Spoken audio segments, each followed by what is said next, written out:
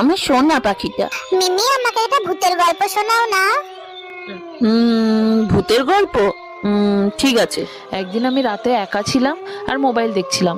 তখন হঠাৎ করে বাসন পড়ার শব্দ হলো।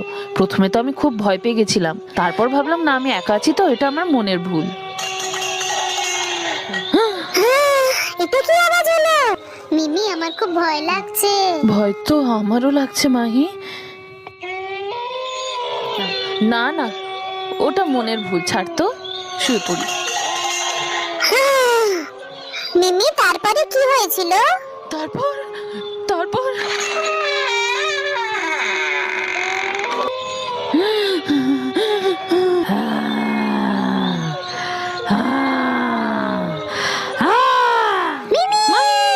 ফুল আছে, ফুল, ফুল নেবে, ফুল। আরে, একটা বাচ্চা ছেলে ফুল বিক্রি করছে মনে হচ্ছে, যাই ওর ফুলগুলো কেড়ে নি।